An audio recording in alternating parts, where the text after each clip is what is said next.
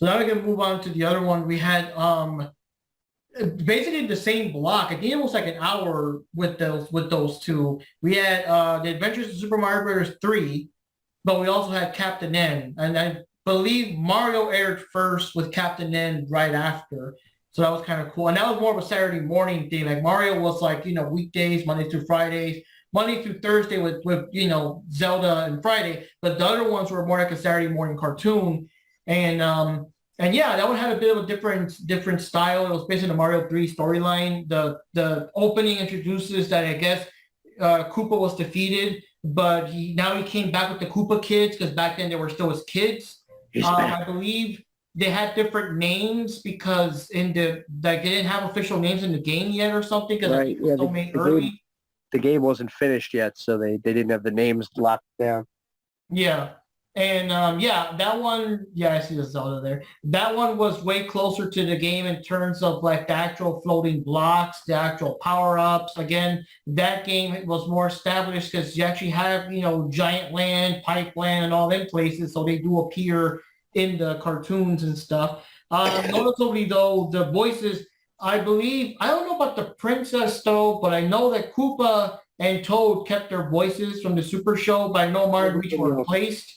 Everybody else was gone, yeah. Just those two stayed. So just Koopa and Toad. Yeah. Correct. It took me a while to get used to. They gave Mario this more deeper Brooklyn accent, and it took me a while to get used to. I'm so used to the Captain Lou Albano. Like the Luigi one, I didn't mind too much.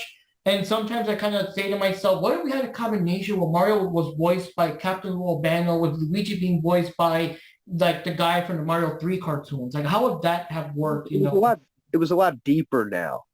He had a lot more gruffer voice. Yeah. Hey, Luigi, we gotta stop Koopa and, get some pasta. I'll say this. It was objectively, it was a better show, Adventures of Super Mario Brothers 3. But as a kid, losing the live action segments kind of put me off of it just a little bit. Because that was one of the things I loved about Super Mario Brothers Super Show was I loved all of it. I loved the cartoon, but I loved that it wasn't just the cartoon by itself. I loved the bumpers with Mario and Luigi and their guest stars, and only getting that for a little while. Having more of the cartoon was really cool, but I missed the rest of it. So it was what it was. But I will say that I kind of paid a little less attention now as time went on. This would have been 90, 91. So I would have, I was still watching, but not as much. And also, this was just Saturday mornings, I think, by this point, right? Yeah. Whereas Super Mario.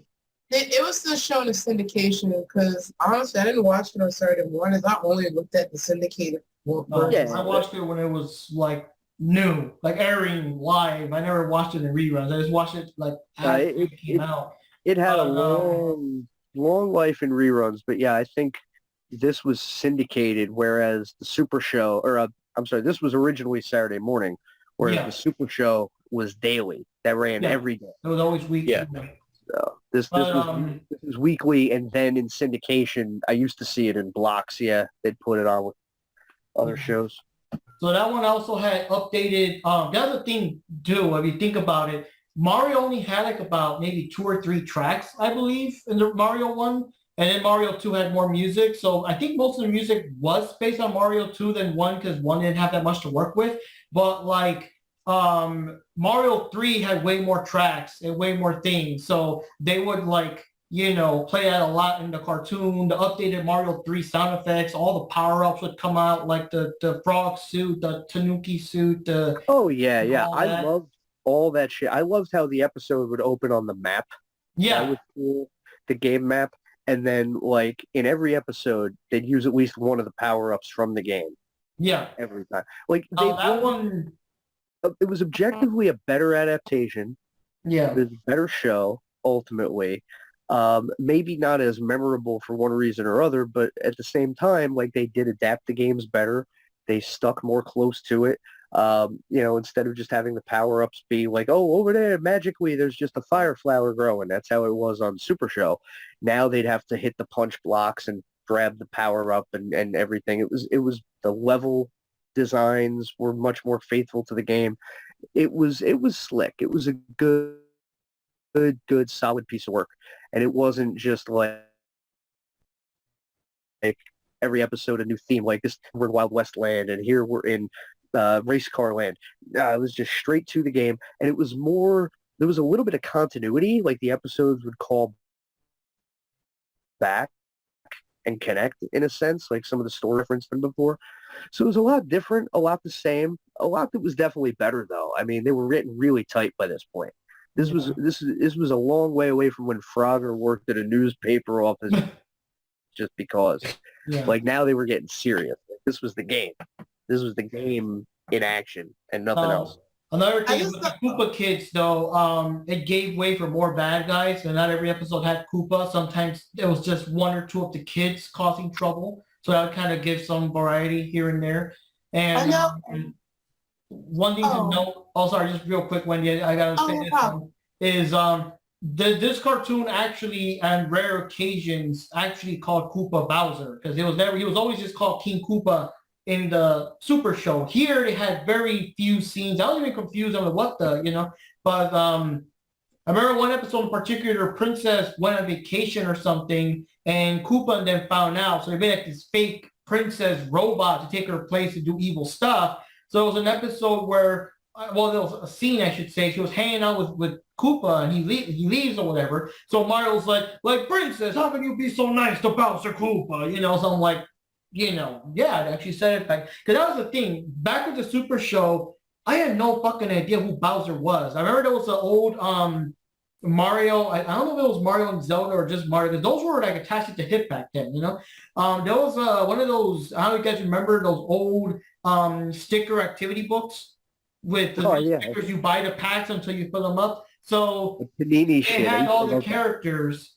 And there was one that was called Bowser, but I never had the sticker, so I didn't know the fuck that was until then of course the whole confusion because the game he had like the orange spiky hair in the cartoon he didn't. In the Mario 3 cartoon he still didn't. So I didn't connect the dots until the cartoon called him Bowser Koopa once or twice, Mentioning the Bowser Koopa thing, I remember Luigi using it one time. And now I forgot what I was thinking. Well, Johnny, now you can talk about Milli Vanilli.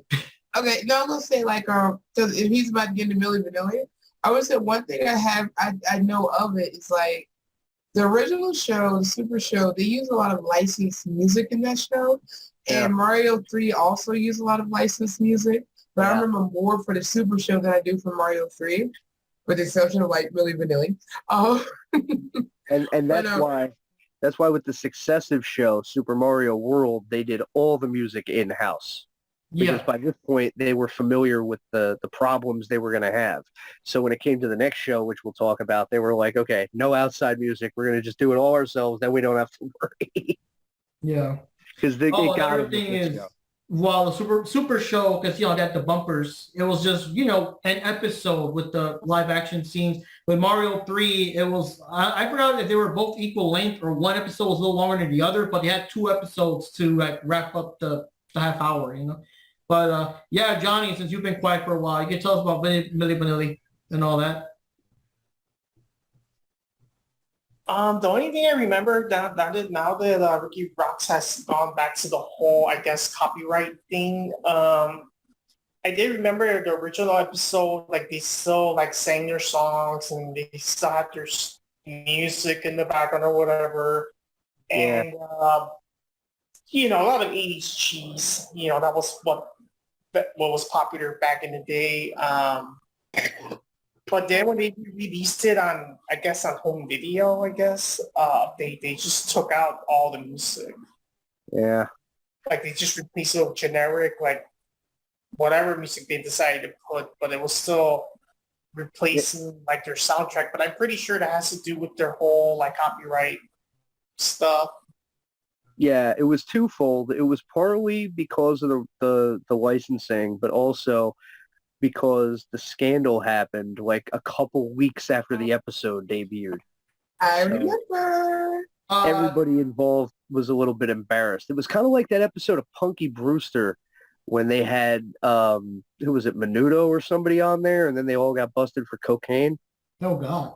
Yeah, oh yeah, that was a huge thing. So, Jeez. yeah, I forget. It might not have been Menudo. I don't remember. It was some boy band. They were on Punky Brewster. There's some Hispanic boy band. They all got. That probably was Menudo. That's probably the only Hispanic That's boy band. that's the only one I can think of. Yeah, it had to have been Menudo. At least Wait, in wait, the wait, States, you know, I'm sure there were tons in wait, Mexico. no, it might have been DeBarge. Might have been DeBarge. Ah, Remember that's a DeBarge? good choice. It could have been DeBarge. Now I want to say it was them. But either way, yeah, they were on Punky Brewster, and she's all like, "Oh my god!" And then like a month later, they all get busted for blow. No. So that was really embarrassing. So this was kind of like the same thing with Milli Vanilli. They had this cartoon episode with them, and then like 2-3 weeks later, they get busted lip syncing at the fucking Grammys. So everybody was like, ah. So there was a couple reasons they didn't want to touch them for the syndicated and whatever. Yeah. I will say this though. Mhm. I swear "Blame It on the Rain" was one of the songs played in that episode. Yeah. It Cause I used to like Milli Vanilli music. Yeah, and that's the thing I wanted to mention, that since they, you know, like what Johnny said, when they first played the cartoon, you know, live, first time ever, they had like they were singing "Blame It on the Rain," the legit song, while Koopa arrived or whatever, and you know he literally said that "Blame it on the rain, blame it on King Koopa," you know, whatever. When they rerun that and show the generic stock music, whatever, that line makes no sense. You know what I mean? They totally blew the joke because of the way they had to cut that out. I was hoping you'd bring that up, man. Yeah. This is why I love doing these things, is because these obscure little things come out like that. It's so fucking funny. And then the second thing that I remember was someone drew something on DeviantArt once where it's like the newspaper on the floor saying, you know, the Milli Vanilli lip sync scandal, whatever, and Princess is drawn like with the clothes, because she wore like other clothes when she went to the concert, and she's like, no, crying and mascara, and then like Luigi's like, I told you not to tell her that, you know, like. What are some other huge memories of Super Mario Brothers 3 cartoon? I got one. I don't know why this is still in my memory. When Luigi kissed Cutie Pie. Oh god. Oh god. Yeah, that's so nice because he became Casanova. I got kissed by a plumber. Yep. I don't even remember what the whole episode was. And I gotta say, Luigi was uncharacteristically brave in that episode. You know what I mean? He went on a solo undercover mission there, you know? Yeah, he was very suave too. I thought the whole thing was disturbing though with the kiss thing. I know it was freak. No, I remember how I felt when I was actually watching it. I felt disturbed. like 10 or 11 or whatever watching this show, and I'm like, that's kind of creepy. So who can name all the Koopa kids with the names they had in the cartoon as opposed to like the ones in the game? I wrote it down. That'd be wait, let me see if I can remember. Cookie, Cutie Pie, there were ones I remember. Don't tell me. Big Mouth, Bully. The two little ones were named Hip and Hop, and Cheatsy. Oh, I remember the most conniving one. He would appear the most because he would always be like double crossing everyone. Hip and Hop, Cheatsy. Yep, that's it. It was 7.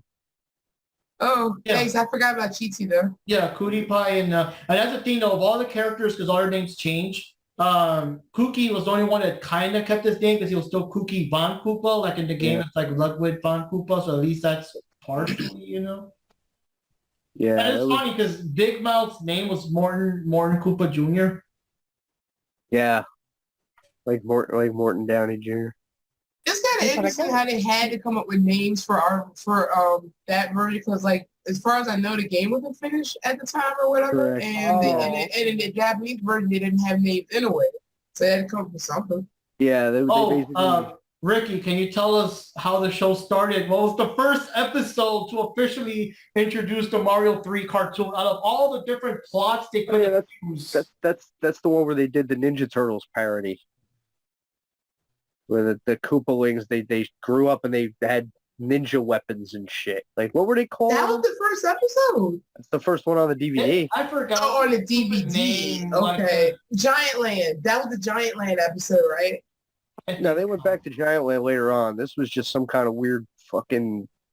They were some kind of ninja fucking It was something. something like the lion cheating sneaky Koopas or some stupid name like that. I must be mixing up episodes. I swear they were like super cheating ninja whatever. Like Something they were like like that. giant, Like that. but they were Yeah. big too. They did grow big, but that was for a different reason. That had something to do with the power up they were using.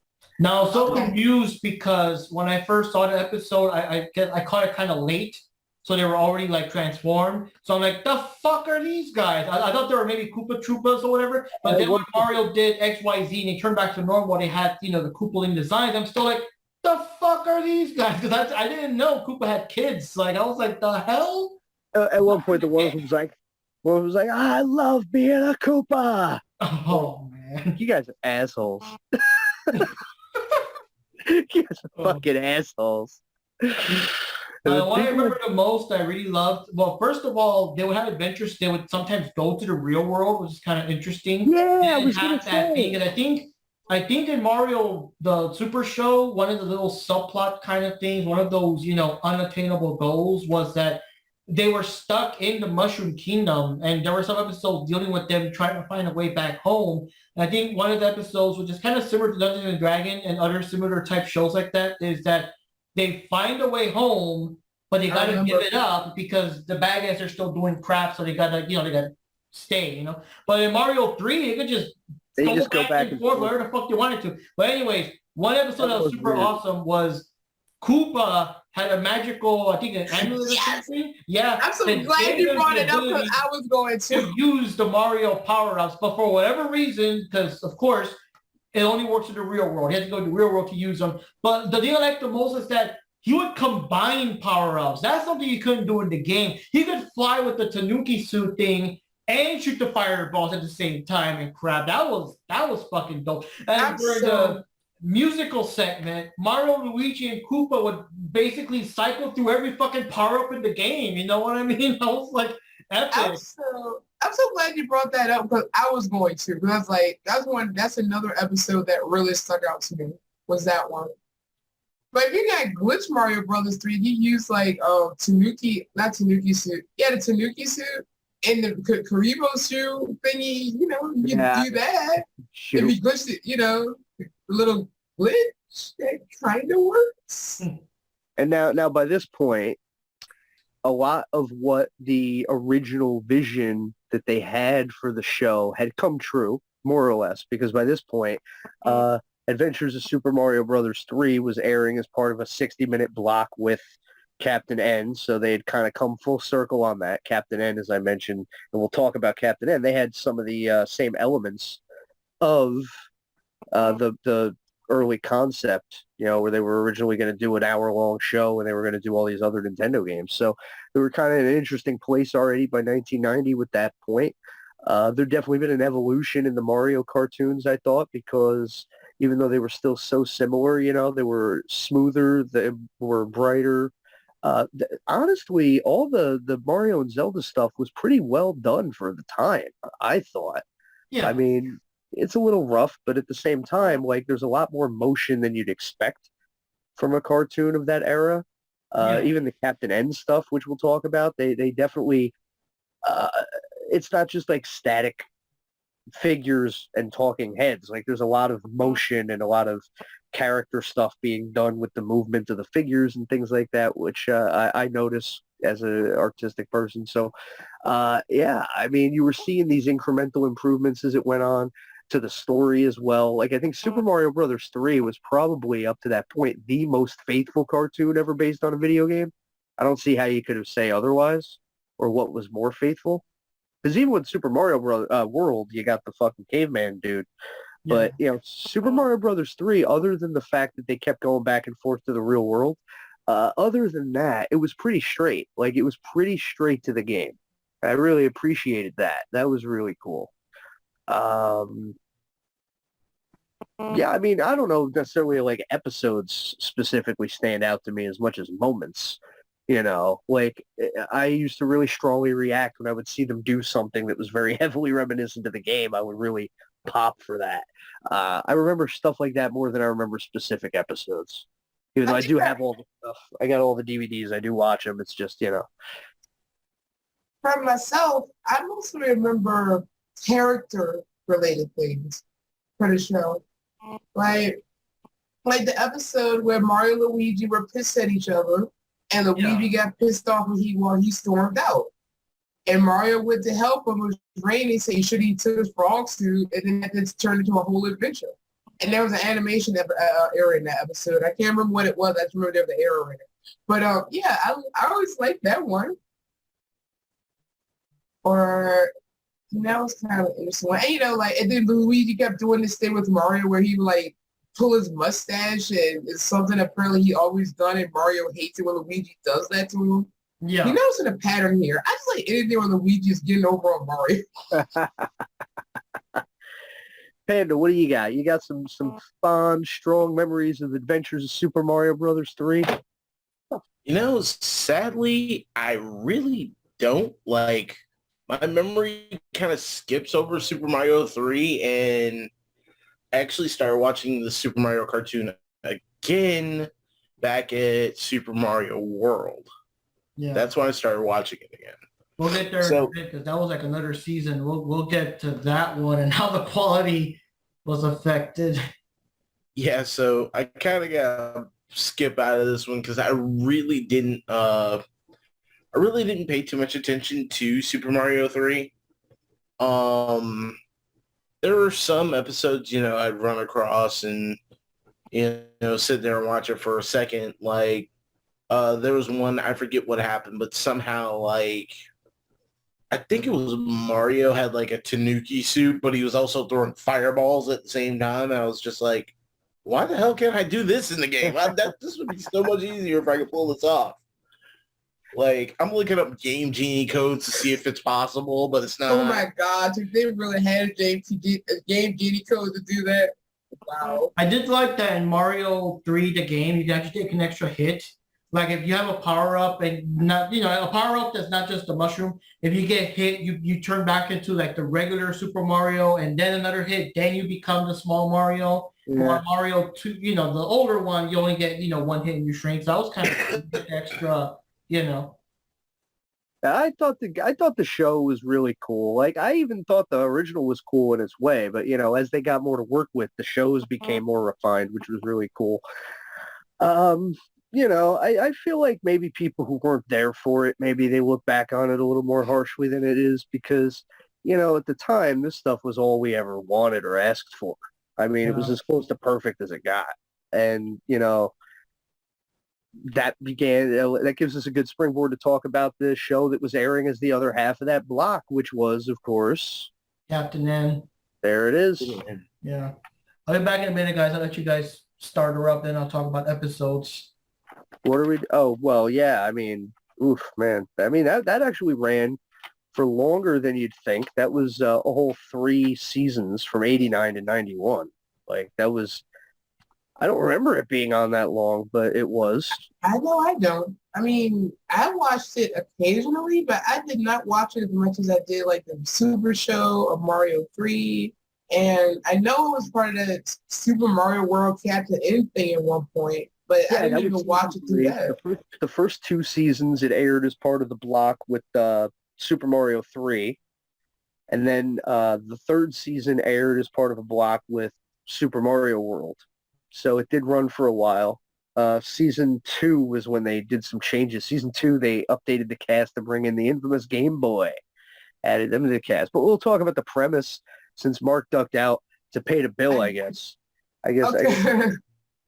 Okay, I do remember the Game Boy thing, but I almost didn't have the budget for this episode because he blew it on those fucking muffins last time. So we almost couldn't do this on Zoom. Oh my goodness. I found I did find one of my old muffins. I had to get rid of it. God, I ate that shit. I ate mine. But anyway, so Captain N was the story of a teenager from California who was a huge Nintendo junkie, and he got sucked into the TV to Videoland, far away inside the video game dimension. And Wait. Can I just add on that I want to say a lazy teenager? Okay, I'm done. Yeah, he was. If you would have went to take out the garbage, you would have just been. You would have been fine. Well, but Videoland would have been fucked So it's good that he didn't want to take out the garbage. But yeah, him and his dog just wanted to chill out and play Punch-Out. That's what he was playing Punch-Out. And then this weird lawnmower man looking Legend of Tron thing grabbed him and pulled him into the TV. And, he landed in Videoland where Princess Lana was fighting Mother Brain. And she had the resistance forces from a bunch of other Nintendo games. She had Simon Belmont from Castlevania. She had Mega Man, allegedly. I don't know where. Kid Icarus from Kid Icarus, whose actual name was Pit, but they called him Kid Icarus because I guess they thought he'd get confused, which I guess people did. So they just called him Kid Icarus. And yeah, they were the resistance against Mother Brain and her idiot henchmen, the Bebop and Rocksteady of the show. Would have been Eggplant Wizard and King Hippo. King Hippo, who for some reason was blue and had bigger nipples than Shelly Martinez, which is difficult to achieve. Wow. But yeah, why the fuck was King Hippo blue? I don't get that. I don't get why Mother Brain talked like Medea or something to that effect. Mother Brain talks like Seymour from That's what I was thinking from Little Shop of Horrors or whatever. Pet Shop of Horrors. Audrey too from Little Shop of Horrors. Yeah, we do the voice all the time. Whenever we watch Captain N, I crack my wife up because it's like if he had if Mother Brain had hands, I could see him giving the flamboyant snap. Just you would never beat Mother Brain. Just like it killed me every time I hear his voice. Like, Eggplant Wizard, where the hell are my balls? You don't have any balls, Mother Brain. Oh, yeah. The voice acting on that show is fucking fantastic. But yeah, so Kevin gets sucked into Videoland, and he's the prophesized video game master who's going to save Videoland from Mother Brain. So he gets this power pad NES controller belt buckle thing, which he could do a lot of cool tricks with. Like he could stop time, he could do turbo, he could fast forward, he could do all kinds of cool stuff. It's like he's in the Matrix kind of. And then he's got his zapper gun, which he almost kills everybody with immediately after he goes to Videoland because he's like, this is just a toy. And he almost shoots Simon Belmont in the face, which, to be fair, probably would have ended up doing him a lot of favors. Oh, my God. Yeah. I would have to agree with that one. I don't remember much about Captain N, but Simon was... But it was a cool show. Every episode, they would head to a different video game dimension that was based on a popular Nintendo game. And they got a ton of Nintendo games in there. Let's go down the list there. They did stuff that Adventures of Bayou Billy. They did Bo Jackson Baseball, Burger Time, California games. I was right. It's on the list. They did stuff from all three Castlevania games. They did Donkey Kong and Donkey Kong Jr. And Legend of Zelda. They had the Legend of Zelda episodes, which were pretty infamous. They did Dragon Warrior, Final Fantasy, Marble Madness. They did Mega Man stuff, Metroid, Punch-Out, Paperboy. They had some music from the Mario Brothers games. Tetris Land. They did some Wizards and Warriors stuff. I mean, this show adapted a lot of cool Nintendo stuff. And unfortunately, they didn't always do right by some of the main characters. Like Simon Belmont was kind of dumb. Simon was like a narcissistic weirdo. A narcissistic chicken shit who could somehow ride a ironing board like a skateboard. Hogan tan going on. He had that Hulk Hogan tan going on. That was pretty cool. He had that big pompadour. I don't know who the fuck said this was Simon Belmont because I wouldn't have believed him. Like he went from being a vampire hunter to looking like a human version of Launchpad McQuack. Yes. I mean, oh my God. Yes. That's exactly what he looks like. And then now the show kind of flanderized the characters a little bit later on. So in the first couple episodes, they weren't as bad. But like Mega Man and Icarus were both kind of annoying with their speech patterns because they would have that thing where they would, for Kid Icarus, for example, he would always add Icus to everything. And you're like, is it wrong? Is it wrong that I never had a problem with Kid Icarus? I kind of liked him. I like this character. I don't know why, but I like this character. I didn't necessarily hate him, but like constantly he was like, bogus Maximus. It's like, shut up. See, I didn't have a problem with that. you had Mega Man who would say Mega, Mega high, anything, Mega ho, yeah. Mega heat. And his voice sounded like a lunch lady that smoked like 3 packs of Marlboros, like just to wake up in the morning. I know, right? Like, oh God, I'm so mega pissed. Oh my God. Oh, man. It was crummy. Like, and he was green.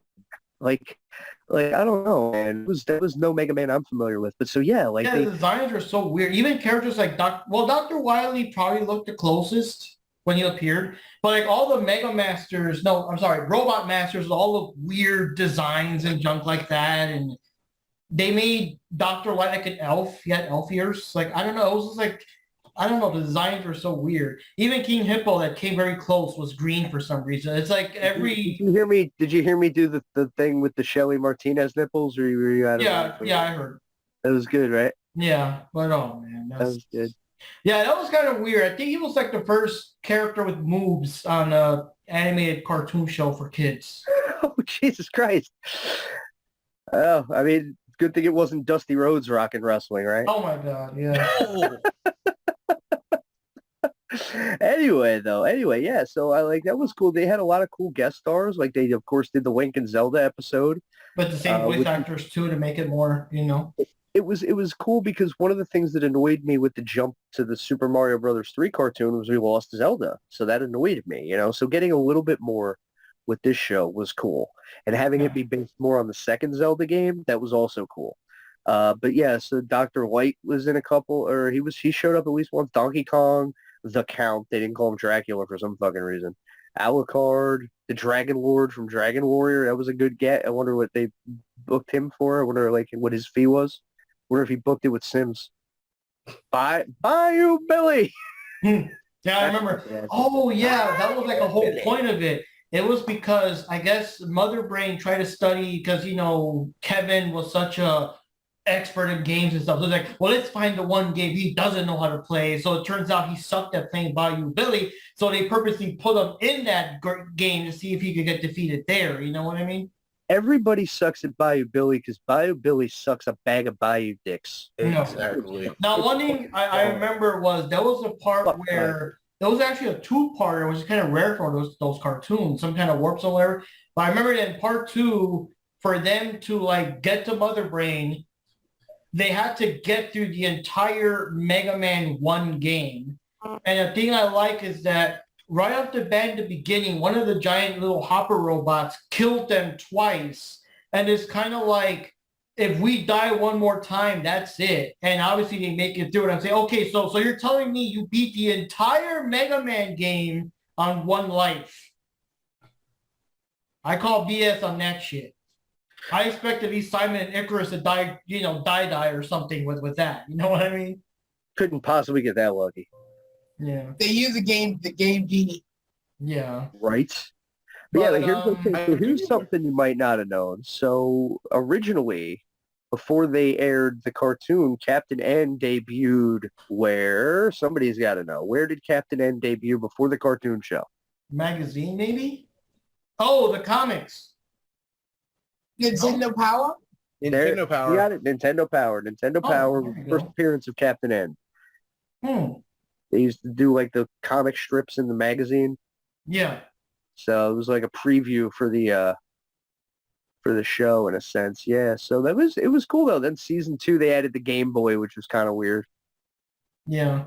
They're like, I remember they had Valiant comics of Mario comics back then. Yes. But they had Captain N ones, but I think they didn't have all the characters because they couldn't get all the rights to the characters, the non-Nintendo characters, because you know Mega Man was Capcom or whatever. But they actually had Samus in the game, in the comic, and Kevin wanted a piece of that. With Lana being jealous. Who wouldn't? But yeah, that was a big thing. It was exactly that. They couldn't get the full rights to the third-party cast, so they had Samus as the major recurring backup character in the Valiant comics. So which made sense because Mother Brain was the main villain, so you know. Exactly. Although I imagine in the games, I don't imagine she talks like the lunch lady. No, she actually looks literally like a giant brain with an eyeball or something. Yeah, I was at the probably doesn't talk like Seymour, so Yeah, she's yeah. voiced by the same person, the person who voiced the plant from Little Shop of Really? Horrors. Yeah, that's why it sounds really? so familiar. Well, Because that it's voiced by the well, same that person. That would make sense. Yeah. See me, see more. Yeah. Well, in either case, I mean, in the game, I don't imagine that's what Mother Brain sounds like. But that's Mhm. just. Feed Miss Samus. But I will say, you brought up those comics. Those comics are something else that I feel is a unforgivably forgotten part of that whole thing, because you talked about the trading cards. And that was a big thing too. They even had those little scratch off games in the cards, like where you could like Yeah. scratch off. That was cool. The comic books came out, and there were comics that were just about Super Mario Brothers, and there were ones that were kind of like more of an anthology. Yeah. And they would have short comics about like Zelda, and they would have, one of my favorites was the one with Punch Out, where Little Mac went to Tokyo Hmm. to fight what's his name, Honda, right? My Punch Out memory is shot now. But yeah, the Japanese guy. Was it Piston Honda? Yeah. So he has to fight him in the comic book, and like, everybody keeps giving him shit because he's a foreigner in Japan, and like nobody respects him. They're like, there's no way you could beat our guy, and so like he just tunes it out and he gets tough and he beats the crap out of him and he wins everybody's respect, kind of like a Rocky IV kind of thing. Yeah. Mhm. It was pretty cool. That was one of my favorite comics that printed in the Valiant run. But yeah, they did do a Captain N series with Samus was a big part of that. They did Zelda comics, which were similar to the cartoon, but a lot more serious, a lot darker than the Zelda cartoon. But Yeah, that's what I was about. That's what I was about to get to as far as like Captain N. I do remember the Zelda episode. Like, for some reason, like Link was more badass, but he was like more just angry and brooding yeah, the entire episode. Like, Well, they it were was to the also point where I like competition. literally Captain N's like, dude, what the hell's wrong with you?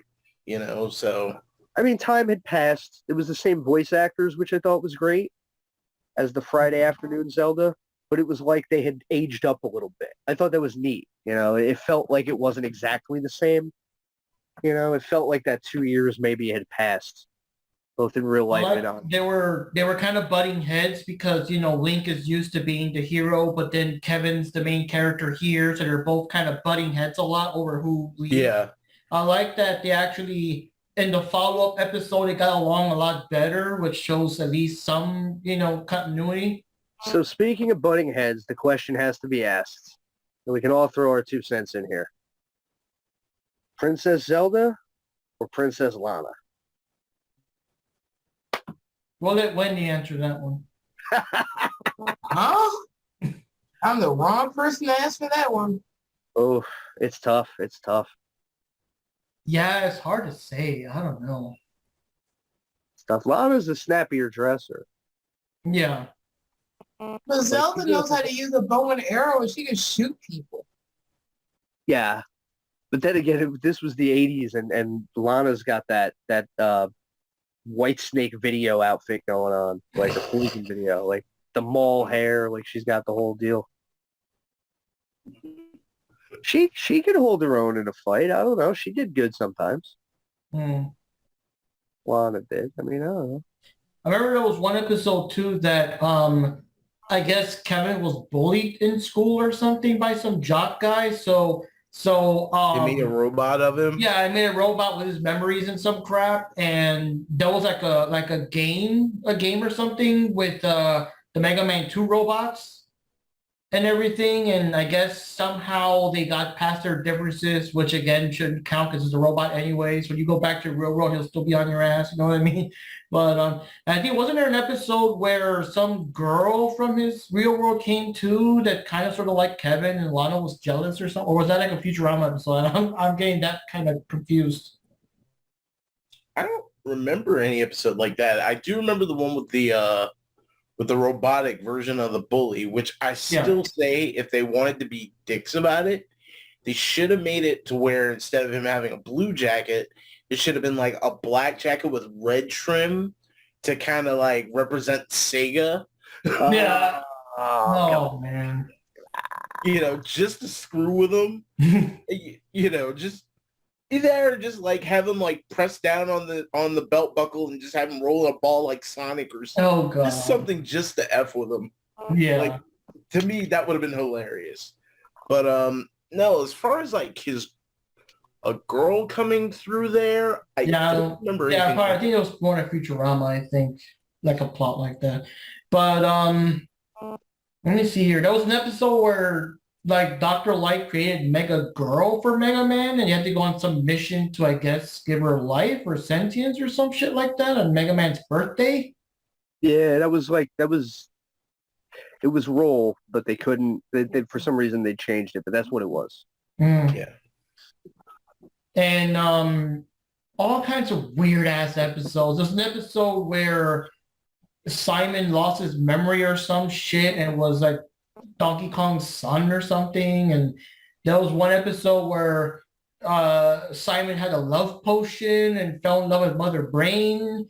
And okay, that I remember. Mother Brain at first thought it was a trick, but then like when she knows, like, oh shit, this guy really loves me. Well, damn, they were gonna get married and shit. Like, okay, that's one that I remember because like I said, I remember Captain N episodes are very limited. I remember I remember a little bit with the crossover with Legend of Zelda, but that thing with Simon with the love potion and falling in love with Mother Brain, that seems so familiar because I'm going by feeling and how I thought it was weird. The whole show was weird, but like it was cool because you did get to see these little snippets of all these other games, which again, that was the original concept that they had. It took them a couple years to get there. But yeah, they finally fulfilled their idea of this hour-long Nintendo block where you had the Mario section on one side, and then you'd have this other show. It was a little hodgepodge, all these other cool things. It was rough sometimes. The humor didn't always land. I mean, that was true of all of these shows. Like, they were all silly, right? Sometimes that worked. Sometimes it didn't work so good. But I was disappointed that Mario and them were never in it, especially with that little teaser in the first episode. Because that was the thing. Like, I guess they were all in trouble. They needed to find a hero with the ultimate warp zone. That's why they brought Kevin in. And they were like, you got here through the ultimate warp zone. Warp zone? You mean like Super Mario Brothers? Like, I was disappointed they never brought him in there. That's like the only mention that he ever got in the show. Yeah, there was like some hope / expectation that they would, but they wanted to keep it separate on purpose. Yeah. But not only that, but oh god, I mean, the versus the Mario, I don't want to see that. Which I think hilariously they kind of returned the favor on that one because, okay, you got Captain N, no Mario, but have you also noticed out of all the characters in the Captain N roster, you'd figure they would give Captain N a video game. He never got one. Yeah, right? That would have been something interesting like Nintendo themselves could have put out. And they could have like had you play through alternate versions of levels of like their own shit, like Metroid and whatever. Like you'd be in the worlds, but you'd have to do things differently using his power set and his skills. I was also confused that Lana was not from any game. As a kid, I'm like, what game is that one from? You know what I mean? I could think of a couple games for Lana. Oh yeah, same here. But that was like billiards, like 9-ball and stuff. Sure. Well, I mean, you'd probably be standing behind her as she plays billiards and help her out. You know what I mean? Exactly. But Game Boy. Yeah, there's a lot of things too. A lot of the concepts where Kevin kept introducing Lana to like Earth things, like Earth dancing and stuff like that too. So And all of this happened. He was ready to go home in the first episode. He did the deal, and he's like, okay, I'm going home. I got shit to do. And then his mom is like, you better remember to take out the garbage. And he's like, nah, I think I'll hang out here. It's like, you are a bum. Like, I was always the...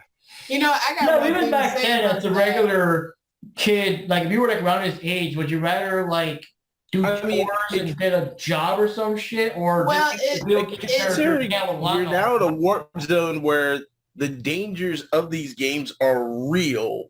You're literally just saying, I would rather risk getting killed than going out and taking the garbage out. But And also, I would have to say this. This is just a me thing. Will I have the same comforts of home in Videoland? Like, I like my showers, I like indoor plumbing, stuff like that. Well, Will yeah, I be the roughing it all the palace, time? right? The palace, I'm sure they had facilities for that. Like, Or is the palace like those old castles that don't have that stuff? You gotta go haul in the water. they Or is seemed it? they seemed pretty hooked up. I well, don't know. maybe it's kind of like also when you're in there, you're kind of like a cartoon, so you kind of like don't Yeah, I have don't to need go to to take the a shower. bathroom anymore or whatever. And also, I would think like showers and all that stuff. I like taking Yeah, I was also showers. thinking about that too. I was thinking about what if he like comes back to the real world and now there's like Super Nintendo, Genesis, other like, oh shit, all that stuff changed since I Like, what's left. this Like, thing? damn. Well, hell, So- I wouldn't trust it because the portal was powered by a power glove. So, I mean, there you go. Ah. Now, see, here's one thing that we didn't consider too, though, about why he may have stayed. Now, as we discussed, it was rather implied that in the really real world, Kevin was maybe kind of a nerd or a dork a little bit. So, Oh, I remember the episode now. It came back to me. whereas by the end of the first episode in Videoland, it kind of seems like this Lana Broad might be a sure thing. So it's like he's probably going to want to stick around and see where that goes, right? I mean, you got to figure. And of course, he's a big hero. He's like She's already respected and all smooching that. on him right in front of Simon Belmont, who's been trying to get with her for a long time by this point. And this dude just shows up and she's already smooching on him right in front of this other guy. So you got to figure if you're Kevin, right? You're like, well, I could go home and take out the garbage, or I could stay here and maybe get laid. You know what? I think that is actually the most logical explanation I've heard as to why he would stay. I mean, like you said, everything in Videoland, Right, hits like, and they're things are doing it. real, but that My makes belt sense. buckle has a pause button and a turbo button. It gets me out of danger. So like, I'll tough it out and I'll see where things go with this Lana Broad because, it looks like a sure thing. I mean, it makes sense. Like if I'm in his headspace, it makes sense. You go home, your mom's yelling at you to do the homework and take out the garbage. And it's like, all right, nah. I'll do that after. He And then, was like you summoned also by pointed out- Nintendo, but he stayed for the Xbox. That's pretty much what happened. Oh God. He got rebooted. No, but like you said, that does kind of make sense when you think about it, especially with the part where you said that he was, he was bullied or he was like a nerd in, the real world, and I totally forgot about that. And the episode is coming back to me since you mentioned it. It's like, and then he's got, this chick who just came out of a Poison video and she likes him a lot. It's like, oh, all I got to do is beat this head in a jar and I might get some tang. All right, well, I'll take that bet. I got a fucking power glove and a zapper. Let's do this thing. Looking at the little intro for the series in general, I would have never thought that this character was like supposed to be like the nerdy type, because he's wearing like the jacket and all that He's stuff. not a nerd, but Just You not know. popular, he wasn't like And that was the thing is back then we all liked video games, as kids, regardless of, whatever, the social stigma or whatever. So we're watching the cartoon, the guy got a jacket, he's got a cool, controller. He's like, oh my God, this guy plays video games. He's cool, like while in the real world it's probably like, oh yeah, there's that Kevin nerd that plays Nintendo all day instead of getting laid. You know what I mean? Like that coward don't even smoke pot. there you go. Yeah, that's the thing. That's the first thing you would do when you go there. Hey, Lana, there's cool stuff called pop from back home. Want to check it out? What is this Spanish fly you speak of? Oh my God. Oh Jesus. It's a game called Candyman. Candyland? No, not like that at all. No Jesus. So anyway, Well, at least luckily back then they didn't have Resident Evil, because then explaining how you use the red and the green herb would get a little complicated. Oh, well, I don't know how you use the red one. I more know how you use the green one. I don't know how you use the red one.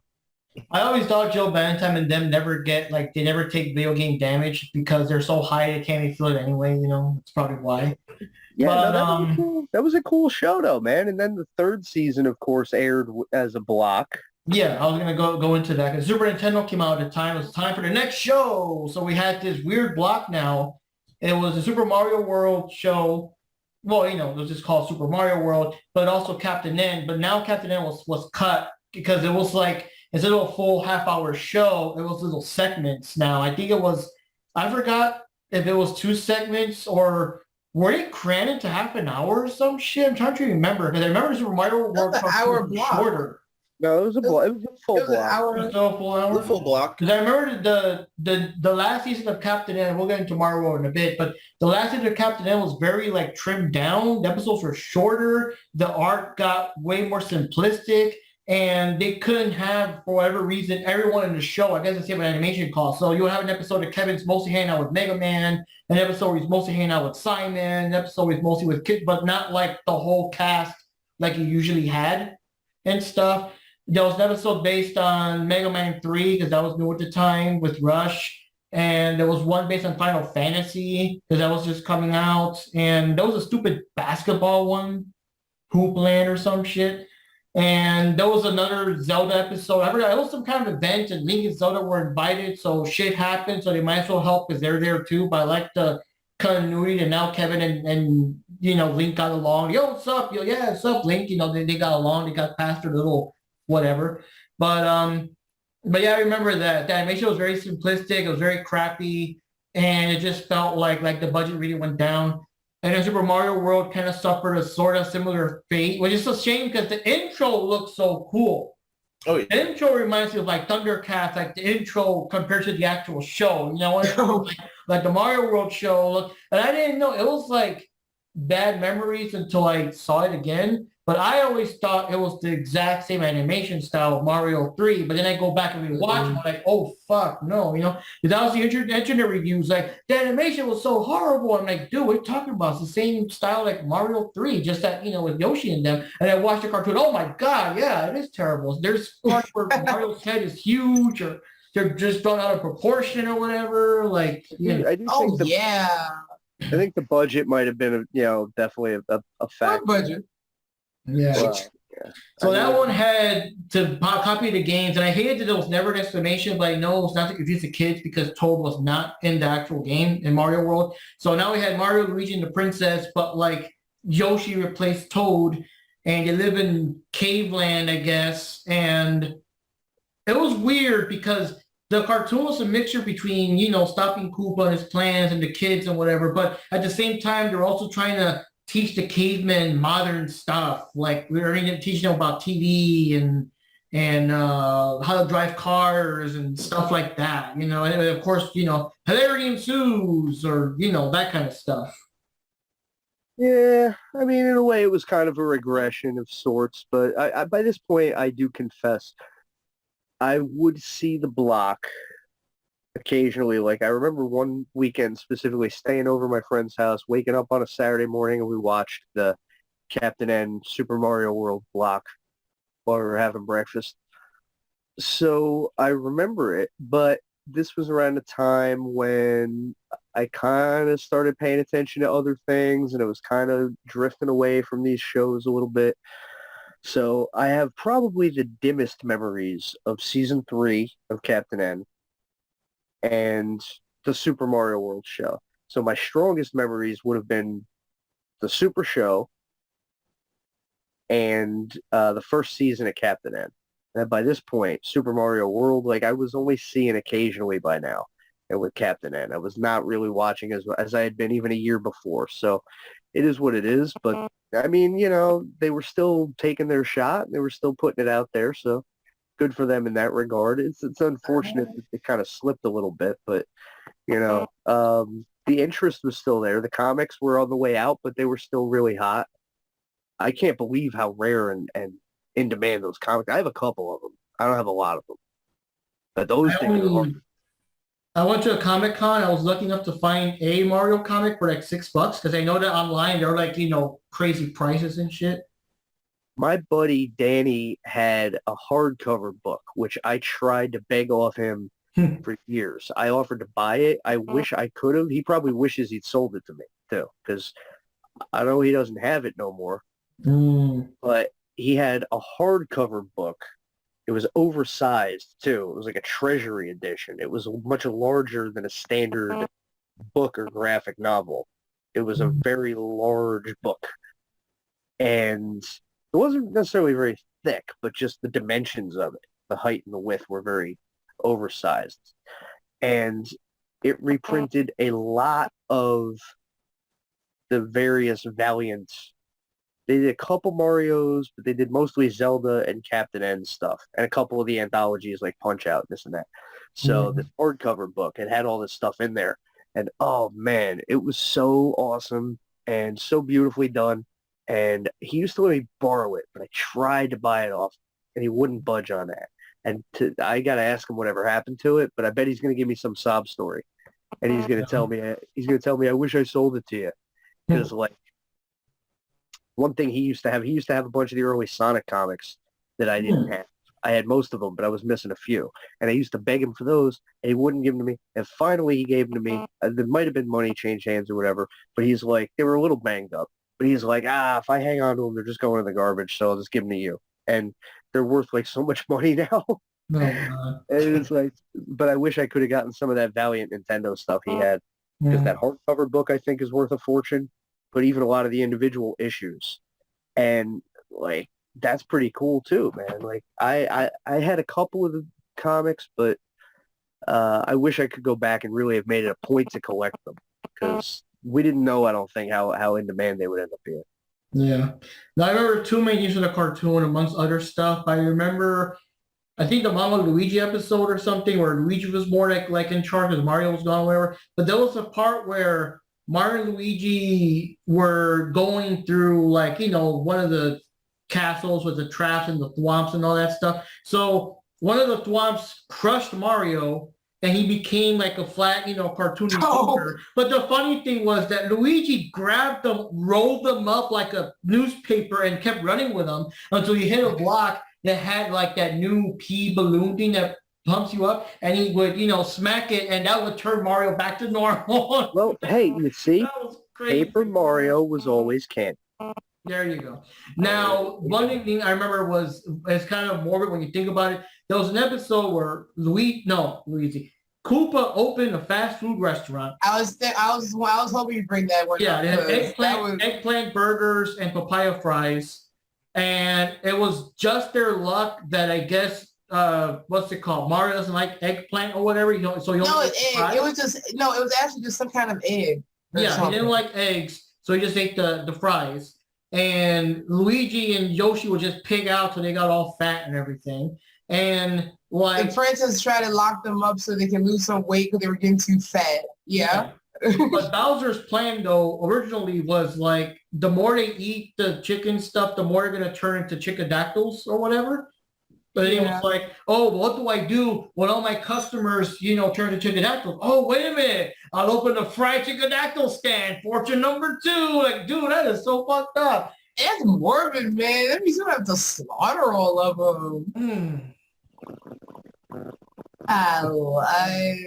Super Mario World, man. I have, surprisingly, I think I have the strongest memory with that show because I was older and I did sit and watch practically every episode. But as far as quality goes, if I were to rank them, you know what? I really can't rank Mario 3 and the Super Show because, like I said, the Super Show didn't have much to work with, and I think they did good for what they, for what they worked with. Mario 3 pulled a lot of good elements from the game, and it's still in that episode where Koopa was using all those power-ups at one time. It's still awesome. Yeah. Then you got Super Mario World. But there is one thing, and I don't know if any of you noticed it, if you did ever watch the entire series, there's one thing that did annoy me when I was originally watching that show. It has something to do with power-ups. Can y'all guess? You make any guesses? I can't. Sometimes they were wrong or something. Because there were times in the Super Show where he touched a Starman and it gave him like the firepower. I'm like, that happened a couple times. Oh, yeah. Well, yeah. Well, no, that isn't it. But yeah, I do remember that from the Super Show. Any other guesses? You never had the super mushrooms sweater, but that wouldn't make sense because they were always like normal size. Like, what would that do? I don't know. And he always had the cape feather and the fire flowers and invincibility and stuff. Yeah. but it never seemed like he had to hit a brick to get it. It was like he just pulled out his back pocket. He's like, No, he used. Oh, wait a minute. Wait. No, in What? Super Show, there would always be these weird things. Like there would be in a random Oh, field that's that what you had meant. fire flowers growing there, or other bullshit. You know? Oh, that's what you meant. Yeah, I always thought that was kind of cool, actually. On a Super Show, there would just be like a fire flower growing up on a ledge. You'd be like, Luigi, I need a boost. I gotta grab that fire flower. Yeah. You got it, Mario. And then like in Super Mario Brothers 3, he'd actually just have to like hit a punch Like block. dash and block. yeah. Yeah. And then in Super Mario World, Mario was actually using head to dash the blocks. That should have been Mario too with the dream. Probably Not got the thick, survival. thick callus by that point. All right, so no other guesses. Okay. It annoyed me. Mario was the only one who usually only ever got the power-ups. Like the Wow. good power-up. You know, like the cake feather and all that stuff. You never saw Luigi or the princess with it. Well, it's his show. It's Super Anyway, we Mario. had Super Mario Bros. 3. You know, you saw Luigi getting some power-ups too. You know, the Mario brothers, you know. Yeah. But yeah, that's one thing I noticed even back then. It was always Mario. And I think Super Mario World was so short that I think of the Koopa kids, as they're still around, they only appeared maybe one episode each or something like that because it was just so few episodes of the Mario World show. And one episode was even about like one of the Koopa wizards as the villain instead of like, The Magic Koopa. yeah. Yeah, they only did 13 episodes of the Super Mario World, so Yeah. it was Yeah.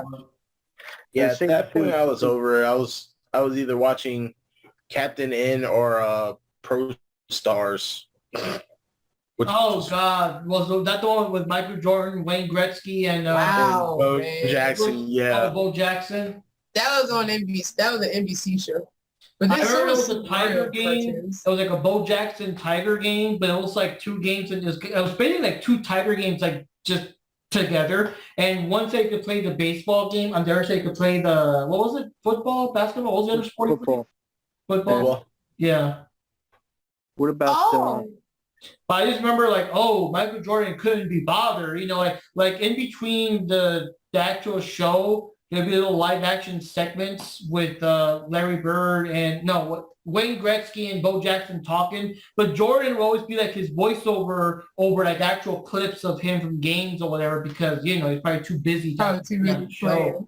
you know. I was going back to the whole Mario World nonsense. I can think of a couple of episodes off the top of my head, which I thought were kind of interesting, I guess.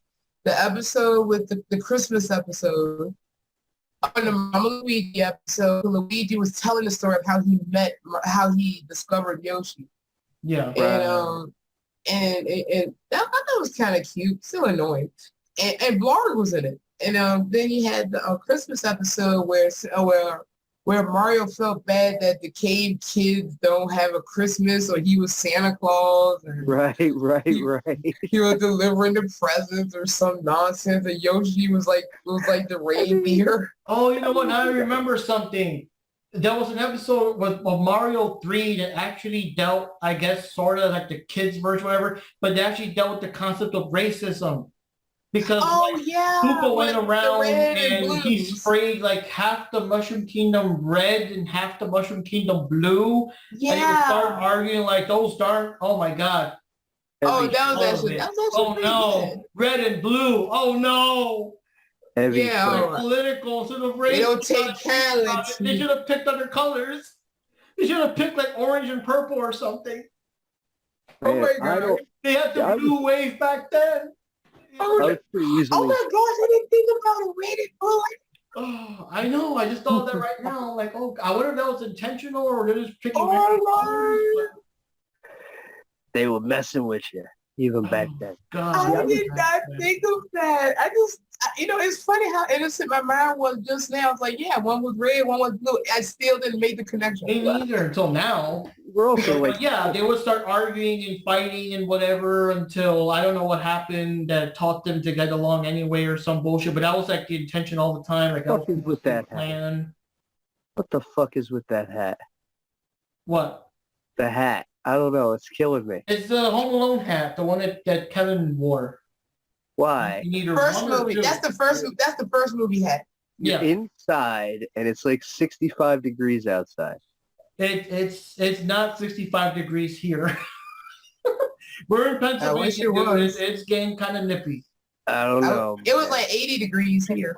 I wish it was. No, it's I not. don't Okay. I wish it wasn't. Back to Cooper starting gang wars. The hat derailed me, but I want to say, like, I wasn't paying attention that closely to some of those subtextual themes on the Mario cartoons because I was more superficially entertained. Mhm. Like, there's one episode that's, I wish I remembered which series it was from because sometimes I do get confused between Super Show and 3. But, oh, man. There was that one episode where, like, they all went surfing or whatever. And I remember that one because Peach was in a bathing suit. And I Mario was 3. No. No, it was Keep Mario going. 3. It was Mario, Mario 3. Mario 3. and Toad went there. I was very easily amused as a kid. So that just blew my fucking mind. I was Yeah, like, that was the one with the fake princess robot and stuff. And that's how Luigi caught on. Like, wait a minute, if she was in California, how come she doesn't have a tan? You know, that's what kind of gave it away. I don't know. I remember her in a pink bathing suit. Yeah, that was Mario 3. I was like, yeah. Sophisticated, it's Laughing over, very, very easily. in my head, I'm still laughing over I'm still laughing over the whole red and blue thing because I'm imagining, these little toad guys being like, stepping up to the other ones and like, hey, you're in the wrong castle, fool. Oh, God. I don't know. I'm just having a bad time with it. Now, in Okay. Mario World, I remember, like, Koopa was selling TV to the people to get them hooked on TV because I guess it's another one of those messages or whatever. He was such the best weird salesman. Built like a weird mask thing. So it's a costume. The mask is just like, doesn't move or nothing. So he's selling them and stuff. And Luigi's like, I don't trust him. How come his mouth doesn't move when he talks? And Mario's like, hey, maybe he's into cartoons. Who knows? Oh yeah, it was a fourth wall joke. And something else that was interesting too. Didn't they have a wrestling match in that episode? They had one in the Mario 3 cartoon. Because they were thought wrestling they had one in against like Mario buffed World. up versions of the Hammer Brothers. Like the Deep Set Oh, Brothers or okay. something. Okay, I did the same thing. I was Oh, putting it together. Toad. There was some money or something that Toad had that he lost, so he had to get to the wrestling to win the money back. Or Yes, something. yes, So yes. Mario and Luigi was like, "Hey, we'll step up in whatever." And Okay, it's coming. Yeah, it's okay. Yeah, I remember that now. One kind of funny thing that used to always tickle me about Super Mario Brothers Super Show with the live action segments when they'd have the guest stars show up. They usually couldn't, I guess, say what they were famous from. Like right here, they got Danica McKellar from Wonder Years. First episode on the DVD is Nicole Eggert. Wait a minute. Is this the one where she was like a runaway orphan? Yes. So, but like, I remember the first episode, Nicole Eggert shows up, and Mario's like, "Oh my gosh, Nicole Eggert, we watch your show all the time." And it's like, but they don't say the name of the show because I guess they couldn't. You're just supposed to expected to know what they're famous from. But yeah, that's just something that struck me funny about these shows was like they would say like, "Oh my God, it's famous so and so," but they wouldn't tell you the specifics. yeah, like what they're actually famous from.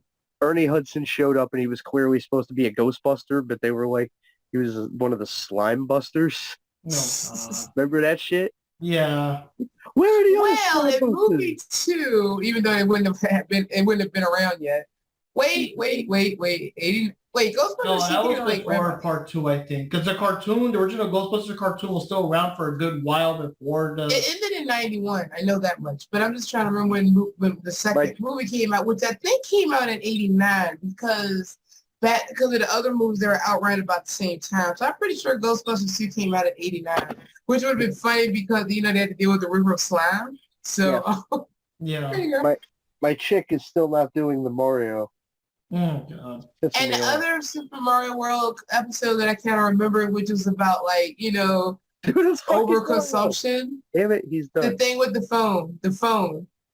When they introduced them to phones, because they said they always had problems and hurting each other and stuff. So they had created like a like phone lines or whatever. But the problem was that people were using it too much, and it wasn't helping. Yeah. So it's like that people were spending too much time on their phones. Yeah. which was kind of ironic People compared to how people are. right, like the nerve of some people, you know. I know, right? And the thing is, every time they talk, the vines would multiply, and the princess was like doing like the whole switchboard thing, and it created it so that we had an emergency. I love that. No, there was 4 emergencies. All they got to do is like, well, what if you have to make a call? You don't have any money. Like, like Luigi couldn't do it. Mario's like, dude, just dash a block. He would dash the block, got some coins and use the phone, but he got a busy signal because everybody was hogging up the line. They were talking about party lines, and they got like some crazy mess going on.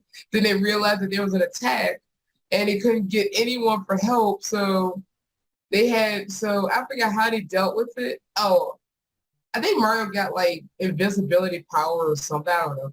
But they got rid of all the vines. They had Yoshi eat all the vines. And he said those people, they'll just forget about all of this anyway, because, pretty much they're pea-brained and they have like short memory spans. So There was one where Yoshi did something, they got mad at him, and he ran away and joined a biker gang or some junk. Oh, with the little Rex things, you only see like one level of Super, and then like that other level of Super Mario World would lead you up to the yellow switch palace. Yeah, those. Johnny, anything you remember about Super Mario World? Aside from the fact that they should have did a better job with it. I actually don't really remember too much about the Super Mario World show.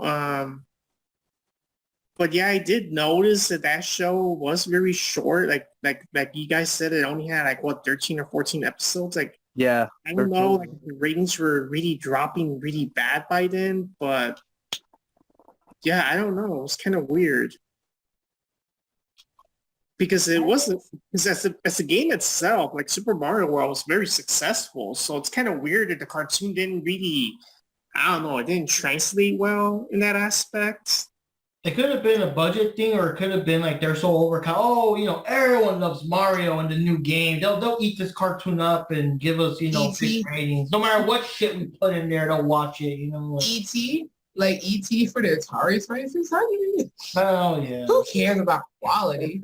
I still get entranced watching the intro to the old Super show, though, man. Like, seeing them on the flying carpet with the snakes and everything. It was like right out of the second game. It was like, yeah, it's gonna be great. I don't know. I still like how not always, sometimes he would just jump through a pipe or something, but a lot of times Koopa would always have a magic potion to throw and just, teleport away at the end of each episode, because that was the whole thing. One of the plots was you gotta catch him, but he always gets away. How 80's was the whole presentation, man. Starting the show with the Mario rap and just all that, And all the stupid things like hooked on the brothers. Oh yeah, get hooked on. Are you down with the like it's crazy. I miss that though. It's just Tory Black. Fun. Tory Black was hooked on the brothers. No, that's a different kind of brothers, and that's a different kind of pipe. Well, for all we know, it started then and there. Bum. Oh, I don't know. I kind of have a feeling that when pipes are involved in those kind of episodes, you don't hear the do thing and that. You might. You might, but no, seriously, man. I remember I lived really close to my school. I lived in a really small town. It was 1 square mile. And so I lived on a road next to a hill, and the school was at the top of the hill. You just went up the hill and made a right, and you were at the school. And to take a shortcut, you could go through the soccer field behind the school. It was a little bit faster that way. So I remember every day the bell would ring, and I would just run across the field and run down that hill and come in the front door, and my mom would have a snack, like a salad or a sandwich or something, a juice box, and I'd sit there and I'd watch Super Mario Brothers Super Show, do the Mario and all that happy horse shit. And it was simple, but it was good. It was good enough for what we needed it to be at 7 years old, whatever we were. Yeah. And it was definitely a huge step forward from the stuff like Pac-Man and Supercade. Just it was already 1,000 times more faithful to what it was adapting, and then Super Mario Brothers 3 improved on that. Captain N took that same basic concept and ran with it, applied it to a number of other games. So, but man, that whole era was really something that if you weren't there for it, I don't really know how to really put over how cool it was. I remember the games. I never could find a copy of Kid Icarus, but I did rent like Metroid and didn't know where the fuck to go. I rented Castlevania and was like disappointed how like it was those fucking Medusa heads that knock you back into the pit, man. I finally did like that years ago. For the first time in my intro life. music to Simon's Quest was basically Simon's theme in the cartoon. Yeah, they did a lot of little things like that, which were cool. Like Captain N, the characters for the main cast were way off, but at the same time, I still run into people who have a lot of fond memories of their Captain N versions. They like Green Mega Man, they like Idiot Simon. I don't know. For me, it didn't really work, but it has its audience. A lot of people have fond memories of it. See, nowadays, though, we're spoiled because even the stuff that we get that isn't super faithful, but we have like the newer Resident Evil movie supposedly wasn't like that great, but it was a lot more faithful to the games than the ones that we've had for the last 20 years. So there's that. And, there's the Castlevania animated thing that I think Netflix did or whatever, which is supposedly really good. I haven't seen it, but like nowadays we get all kinds of stuff and we're a little spoiled in that regard. Back then it was totally different. You got a couple things here and there and they were so hit or miss. And it was just cool to have something. Like if you were a kid who played video games, it was just enough to have something. Like you'd watch Supercade and, it would be rough, but it's like, it's Frogger, it's Donkey Kong. Like these are things I relate to. And it wasn't a given back then that you were going to get that. So that opened up a lot of doors. The Super Mario Brothers Super Show, you run into people on the street and you just say, "Do to Mario." They know what you're talking about, Yeah. I try not to make a habit of that because it embarrasses people, but it's hardwired. You just run up to somebody like, "Do to Mario." And Oh my gosh. As long as they're not a total asshole, they'll immediately start doing the deal. But if they are an asshole, they might stonewall you. But Oh my gosh, that's what I should have chose for my karaoke song last night. I should have said, okay, anybody here know the Super Mario Brothers Super Show? you have the whole place doing it. The bam, bam, bam. See, I want to do that shit. Next time I go to a wedding, I'm going to pull that shit. I'm going to fucking have everybody at the wedding doing the Mario. I don't even know anybody getting married, but I'm going to make friends with somebody who's engaged just so I can fucking pull this shit. The weird thing is that, I don't know, I kind of feel those cartoons hit at the right time, the right age, because again, the Supercade, if you're older than 7 or so, it's like rough, but we were like at the right age, like we liked those cartoons, and then we liked Mario. I feel that if those shows came out maybe 5 years later, like we all would have like, I don't know, we would buy it the same. I was gonna say, and I think in the prelim we talked a little bit about some other episodes we could do. We talked a little bit about the Sonic stuff, and we said that could be its own and will be its own episode because we already got. That's too much, yeah. But the thing with that is, right? Like there was the two shows. There was the Saturday morning show, but then there was the Adventures show. And the Adventures show has a bit of a rough reputation, but the Adventures of Sonic show has a lot in common with those Mario cartoons. The thing is that it came out a couple years later, so to a lot of people who loved the Mario cartoons, the Adventures of Sonic cartoon, they'd already kind of outgrown it by like 2 years or so, so they were kind of like, it's a little too silly for me. So they pivoted towards the other one, Sometimes that's what it is. Like you said, it kind of took being at the right time, the right age for a lot of these shows to really take off the way they did because we were right there for it. It was like that Donkey Kong show in the mid-90s. I didn't even give a shit by then. Yeah, I liked it. I used to watch that, and I was in high school. I like that show. They started now. We were in Mexico during that time, so I never even knew that there was a Donkey Kong Country cartoon until like way later, They did the Street Fighter stuff. They did the Mortal Kombat stuff. They did the Donkey Kong thing. I didn't give a shit about any of that by then.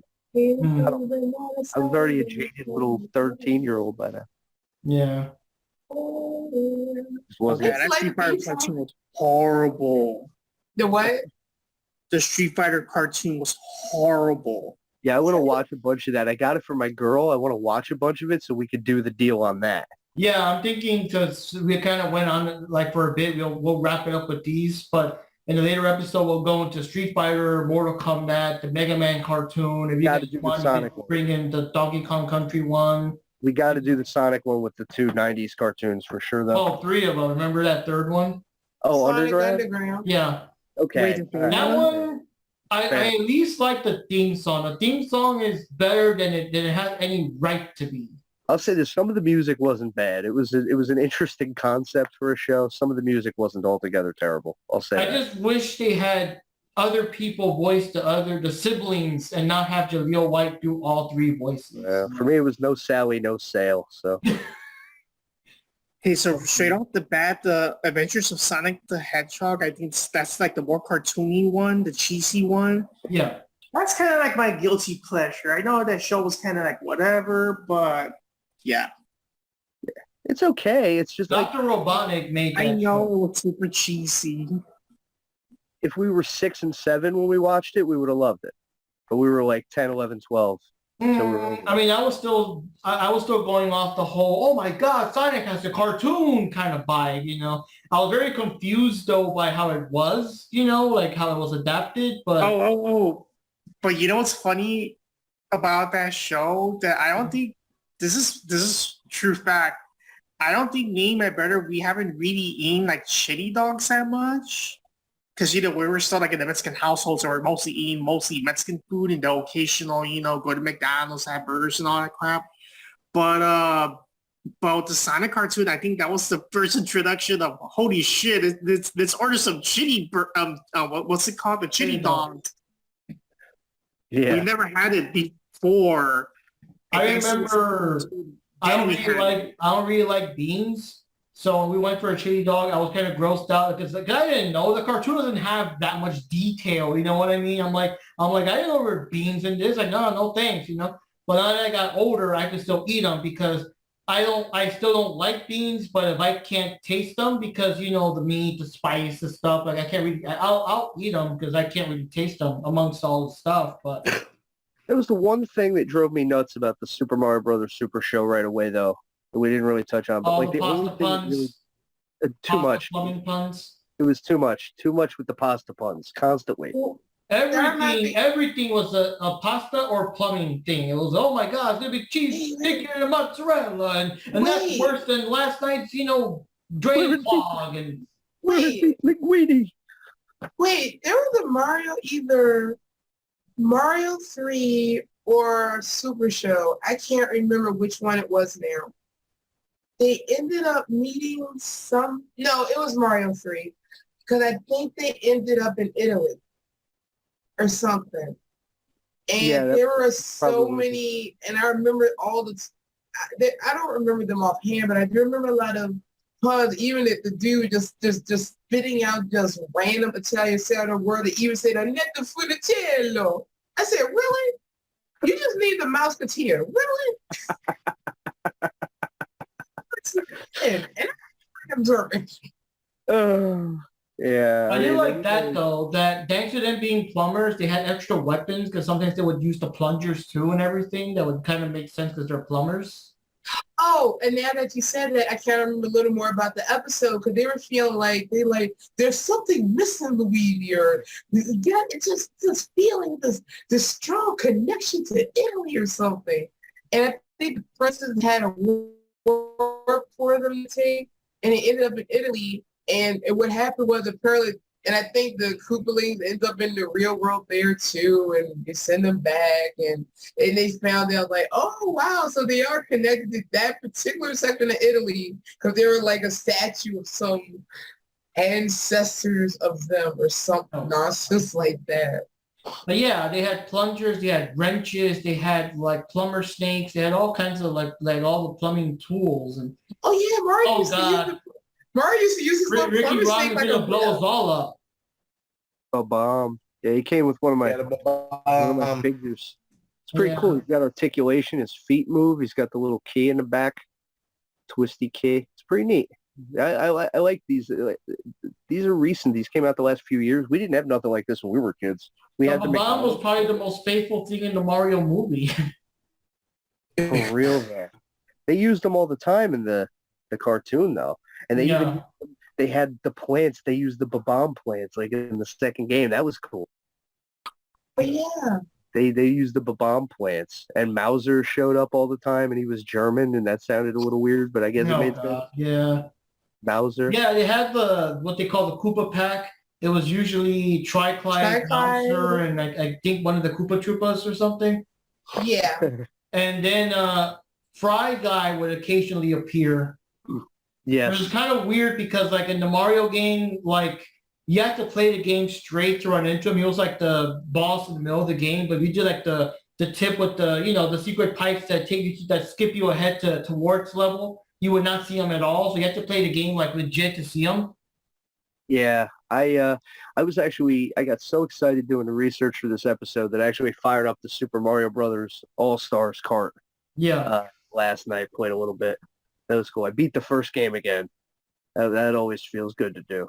I messed with the second one. I remember in part 2 the bosses. It was weird because I think you face Mouser and Triclyde twice. They're just harder the second time or take more hits the second time. But Fry Guy only appeared once. And that was interesting too that Mario 2 had different bosses because Mario 1 it was always I guess Bowser, but it was a different character disguised as Bowser. I don't know how the fuck that worked, but it was a Koopa Trooper. I think it was a Koopa Trooper. A Goomba or something. Yeah, it'd be different. It'd be a Goomba. It'd be a Koopa Troopa. It'd be a Cheep. It'd be different things, But like Mario 2 actually had different characters as bosses, and that was kind of cool. And Yeah, that was those were those games still hold up. It's no shock that at the time when they were trying to monetize these properties and maximize their market penetration and like we said, they had cereal, they had the comic books based on these cartoons.